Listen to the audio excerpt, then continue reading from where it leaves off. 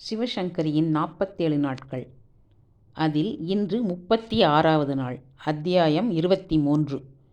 அம்மாவிடமிருந்து office அட்ரஸுக்கு வந்திருந்த லெட்டரை விஷாலியிடம் முதல் நாள் குமார் கொடுத்திருந்தான். அம்மா ஒரு பக்கமும் சந்துரு அண்ணா ஒரு பக்கமும் எழுதியிருந்தார்கள். அவர்கள் சௌக்கியமாய் ஊருக்கு போய் சேர்ந்தது குறித்து சந்தோஷம் என்றும், அழகாய் விசாலி குடும்பம் நடத்துகிறாள் என்று மாப்பிள்ளை எழுதியிருப்பது குறித்து மகிழ்ச்சி என்றும், நல்ல கணவனுக்கேற்ற மனைவியாய் நடந்து கொள்ள வேண்டும் என்றும் அம்மா எழுதியிருந்தாள். உன்னை மாப்பிள்ளை விதவிதமாய் ஃபோட்டோ எடுத்து அனுப்பினதை பார்த்து நாங்கள் மலைத்து போனோம். உன் முகத்தில் தாண்டவமாடும் சிரிப்பை கண்ட பிறகுதான் என் மனம் நிம்மதியானது. புது ஊரில் எதையும் கண்டு மிரளாமல் அவர் சொல்லிக் கொடுக்கும் தினசில் வாழ்ந்து உனக்கு சந்தோஷத்தையும் எங்களுக்கு பெருமையையும் தேடிக்கொள் என்று அண்ணா எழுதியிருந்தான். வருகிற வழியிலேயும் முதல் நாள் சிக்காகோவிலையும் எடுத்த படங்கள் இருக்கிற வரைக்கும் கஷ்டமில்லை. வாரத்துக்கு ஒரு படத்தோட 4 வரி எழுதினா கூட போதுமே. அதுவும் இல்லாட்ட பேனாவை கையில் வச்சுண்டு எழுதப்போறையா இல்லையான்னு ஒரு அதட்டல் போட்டால் நான் எதை வேணுமானாலும் எழுதுவேன். இப்போ வேணா கை வெந்திருக்கிறதால இந்த வாரம் எழுத முடியாது. அடுத்த வாரம் சந்துருண்ணா ஆம்படையான் சொன்னபடி இருன்னு எழுதியிருக்கியே. நான் அவர் எழுதுன்னா எழுந்திருக்கிறேன், உட்காருன்னா உட்கார்றேன், படுக்கைக்கு வான்னா வரேன். உனக்கு திருப்தி தானேண்ணா? வாஸ்தவம்தான். இந்த 5 நாட்களாய் குமார் அவளை கடுமையாய் பார்வை பார்க்க கூட அவளிடம் வைக்கவில்லை. உடம்பில் வாங்கின ரணத்தின் ஞாபகம் அவளை அப்படி கிடுகிடுக்க வைத்தது. எள் என்பதற்குள் எண்ணெயாகி நின்றாள்.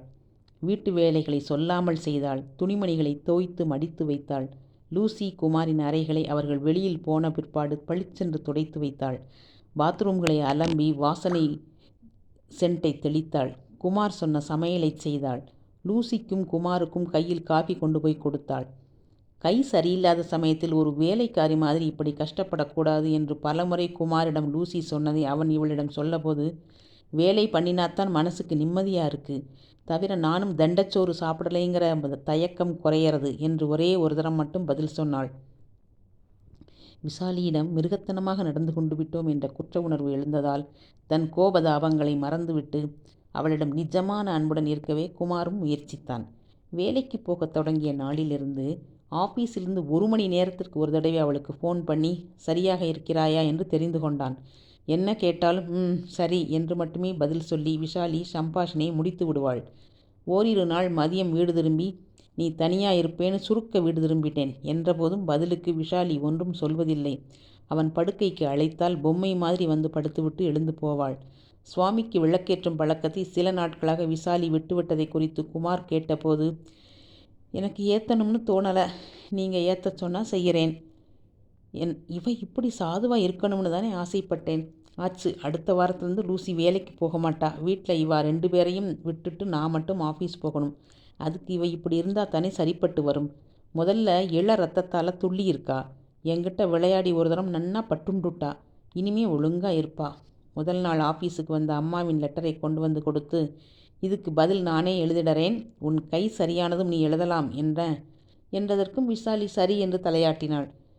நேற்று 2 தரம் படித்த கடிதத்தை குமாரும் லூசியும் வேலைக்கு போன பின், காலை வேலைகள் முடித்த பின், பிறகு மீண்டும் திரும்ப திரும்ப படித்தாள். வருகிற வெள்ளிக்கிழமை முதலாம் தை வெள்ளிக்கிழமை அம்மன் கோவிலுக்கு மாவிளக்கு போட்டு பொங்கலிடப் போகிறோம்.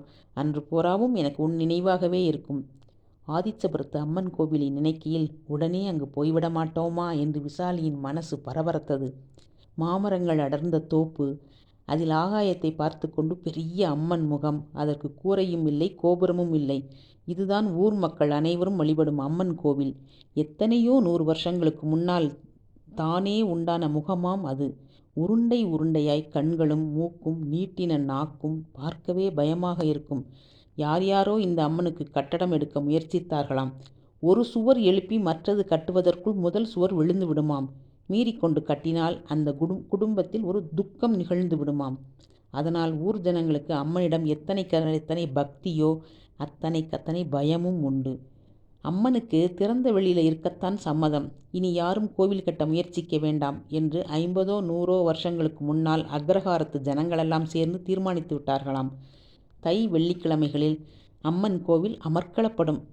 புதுசாய் அறுவடையான நெல்லை குளித்து மடியாய் அம்மாவே உரலில் போட்டு குத்தி அரிசி எடுப்பாள். பின்பு பாதியை இயந்திரத்தில் மாவாக அரைப்பாள். மீதியை பொங்கலிட அரிசியாகவே வைத்து கொள்வாள். முதல் வெள்ளிக்கிழமை அன்று ஆதிச்சபுரத்தைச் சேர்ந்த அத்தனை பெண்மணிகளும் அவரவர்கள் பொங்கல் மாவிளக்கு சாமான்களுடன் அதிகாலையில் குளித்துவிட்டு தோப்புக்கு வந்து விடுவார்கள். அம்மன் சந்நிதியில் விளக்கேற்றி அம்மனுக்கு பச்சை பசேல் என்று அரைத்த மஞ்சளை பூசி குங்குமம் இட்டு பூ வைத்து கற்பூரம் காட்டினதும் பொங்கல் படைக்க தொடங்குவார்கள். அத்தனை பெண்களும் ஒரே சமயத்தில் அடுப்பு மூட்டி பொங்கல் பானையை ஏற்றி பொங்கல் சமைப்பது கண்கொள்ளா காட்சியாயிருக்கும். அம்மாக்கள் பொங்கல் சமைக்கும் நாளிகையில் சின்ன பெண்கள் மாமரத்து நிழலில் பாண்டி கீறி ஆடுவார்கள். பூஜை முடிந்து வீடு திரும்ப 2 மணி கூட ஆகும். நெல் குத்தி மாவு அரைத்து கொடுத்து காலையில் வீடு மெழுகி வாசலில் கோலம் போட்டு செம்மண் இட்டு என்று எல்லா விதத்திலும் அம்மாவுக்கு விஷாலி ஒத்தாசை செய்து கொடுப்பாள். அதனால்தான் அவள் இல்லாதது கை ஒடிந்த மாதிரி இருக்கும் என்று அம்மா எழுதியிருக்கிறாளோ? இதே லெட்டர் போன வாரம் வந்திருந்தால் அம்மாவை நினைத்து ஒரு பாட்டம் அழுதிருப்பாள் விஷாலி. ஆனால் இன்று அப்படி இல்லை. அதது விதிப்படிதான் நடக்கும். அழுது சிரித்து என்ன பிரயோஜனம் என்ற அதீதமான விரக்தி அவளுள் புகுந்ததிலிருந்து அவள் கண்களிலிருந்து சொட்டு ஜலம் வரவில்லை. சோம்பேறியாய் உட்கார்ந்தால் வேண்டாத யோசனைகள் வருகின்றன என்பதால் முடிந்த மட்டும் வீட்டு வேலைகளை இழுத்து போட்டு செய்துவிட்டு டிவி பார்த்தே தன் பொழுதை கழிக்க பழகிக்கொண்டாள். என்னென்னவோ நிகழ்ச்சிகள், சினிமாக்கள், பாடல்கள், விளையாட்டுகள், டான்ஸ், இப்படி விளையாட்டுகளில் 9.5 மணி நேரம் விளையாட்டை அதன் பேர் கூட அவளுக்கு வாயில் நுழையவில்லை. ஆனால் பார்ப்பது ரொம்ப பிடிக்கும். கையில் மைக்கை வைத்துக்கொண்டு சிரித்த முகத்தோடு நிர்வாகி வருவான். அரங்கில் பலர் இருப்பார்கள். நீ எனக்கு என்ன கொண்டு வந்திருக்கிறாய் என்று நிர்வாகி சபையில் ஒருவனை கேட்பான். அந்த ஆள் பதிலுக்கு ஒரு அல்ப சாமானை நீட்டுவான். அதை வாங்கி கொண்ட நிர்வாகி, உனக்கு பதிலுக்கு இந்த சின்ன டப்பாவினுள் இருப்பது வேண்டுமா, இல்லை அந்த திரைக்குள் இருப்பது வேண்டுமா என்று கேட்பான். நிகழ்ச்சிக்கு வந்திருக்கும் நபர் பெரிசாய் ஆசைப்பட்டு திரை என்பான். திரையை தூக்கினால் 100 செங்கல்கள் இருக்கும். சின்ன பெட்டிக்குள் புதுசாய் கார் ஒன்று வாங்க செக் இருக்கும். அடுத்தவன் முதல்வனின் ஏமாற்றத்தை பார்த்து ஜாக்கிரதையாய் சின்ன பெட்டியில் இருப்பது வேண்டும் என்றால் திறந்தால் பல்குத்தும் குச்சி இருக்கும். திரைக்கு பின்னால் வீட்டுக்கான சோஃபா செட், டிவி எல்லாம் இருக்கும். தினம் அரை மணி நேரத்திற்கு 10 பேர்களுடனாவது பேரம் பண்ணி நிகழ்ச்சியை நடத்துவான் நிர்வாகி. பார்த்து கொண்டே இருக்கும் விஷாலிக்கு ஆச்சரியமாக இருக்கும். எதற்காக சும்மா இருக்கிறவளையெல்லாம் கூப்பிட்டு அள்ளி அள்ளி கொடுக்கிறான்? ஆதாயம் இல்லாமல் இருக்குமா? யாரிடம் சந்தேகத்தை கேட்பது? குமாரிடமா? வேண்டாம். இந்த சந்தேகம் தீர்ந்து என்ன செய்ய போகிறோம்? அன்றும் அந்த புதன்கிழமையிலும் லேட்டஸ் மேக் எ டீல் என்ற அந்த நிகழ்ச்சியை பார்த்துவிட்டு எழுந்தாள் விஷாலி. குளிக்கலாமா இல்லை சமைக்கலாமா? தலைக்கு குளிச்சுட்டு சுவாமிக்கு விளக்கேத்தினா என்ன? அம்மா கேட்டு எழுதியிருக்காளே. எனக்காக வேண்டாம், அம்மா, அண்ணா, ஞானம் எல்லாருக்கும், ஏன் லூசி கூடத்தான் நன்னா இருக்கட்டும்னு பிரார்த்தனை பண்ணினா என்ன?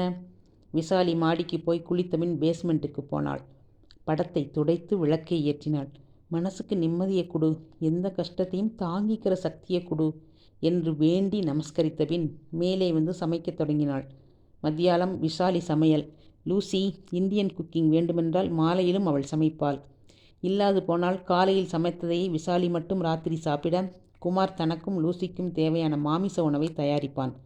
அசைவ உணவை சமைக்கும்போது எழும் நெடியை விஷாலி தாங்க முடியாமல் தவித்ததால் ஏதோ மனமிறங்கி, உனக்கு கஷ்டமாயிருந்தால் அந்தண்டை போயிடு என்று குமார் சொல்லிவிட்டான். அந்த மட்டுக்கும் விஷாலி பிழைத்தாள். சமையலானது. மணி என்ன? 12. இன்னும் அரை மணி கழித்து சாப்பிட்டால் போதும். சோஃபாவில் சாய்ந்த வண்ணம் இன்னொரு முறை அம்மாவின் லெட்டரை படிக்க கையில் எடுத்தாள் விஷாலி. கடைசியில், உன் சௌகரியத்துக்கும் மாப்பிள்ளை சௌகரியத்துக்கும் அடிக்கடி லெட்டர் போடு.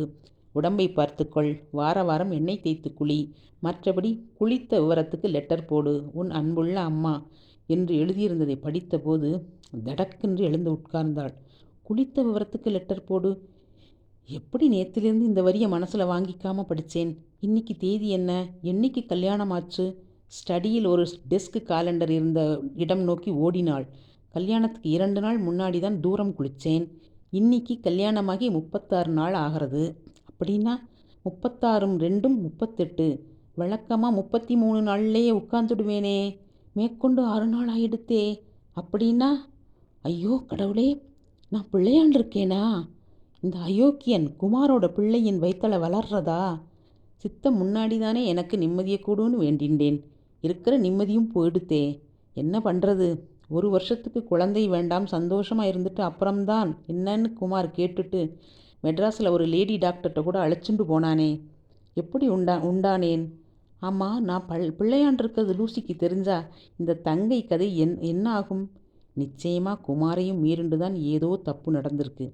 இப்போ இந்த சமாச்சாரம் தெரிஞ்சா அவன் தன் வாழ்க்கை போயிடும்னு துடிப்பானே, அந்த ஆத்திரத்தையும் என் மேலதானே காட்டுவான்.